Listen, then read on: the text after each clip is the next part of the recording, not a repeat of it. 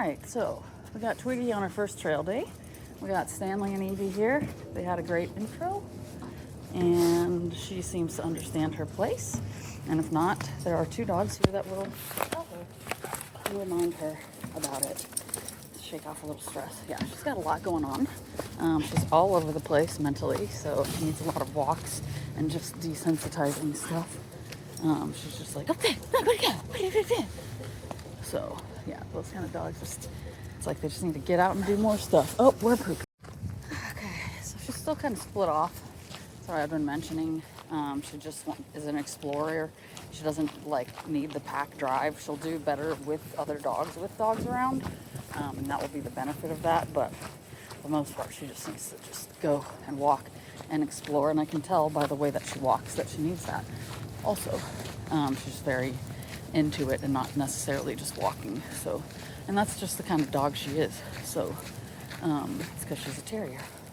So, but we have met quite a few dogs along the way. She has done great. She seems very influenced by her little pack. Who is here?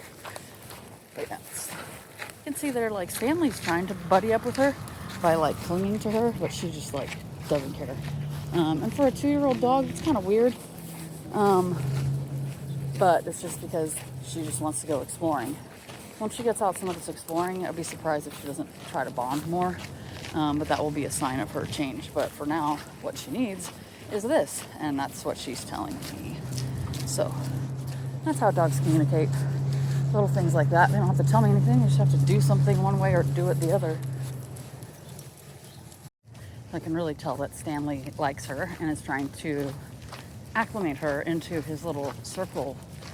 He's doing it nicely and not being annoying. And considering he knows how to be annoying, he's choosing to not do it. And this is part of what the play dates do. It's and the pack dynamics. It teaches them to make better choices.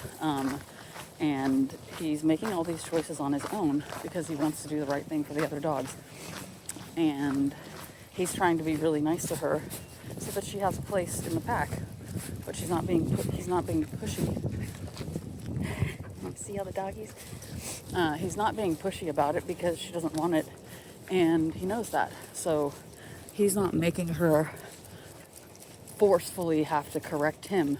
He's giving her space, but also offering up his friendship in a super nice way. So, and that's the beginning of how the pack bonds when a dog's not like a puppy or not super motivated by the dog camaraderie. So it's just a little different. And she also has a dog at home.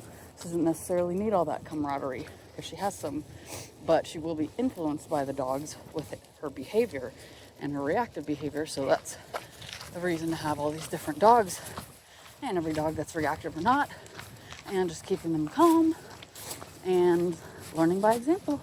We don't need to go to the bathroom anymore. We've done enough. Promise. Too many times. So, I do like to get a lot of videos like this in the beginning though, so I can see how they change.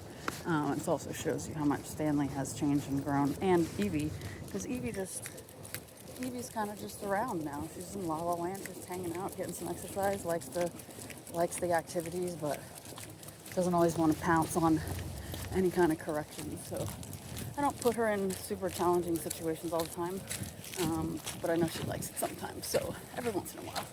Otherwise, she's just hanging out. Yeah, that's a stick. Come on. You gotta focus more.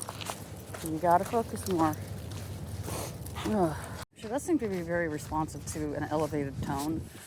Some dogs just naturally listen, and some dogs you do have to kind of yell at them. Pit bulls. But she does seem to be that kind of dog, because when I give her a more firm correction, she stops. Oh, it's Kalia. Let's see Kalia.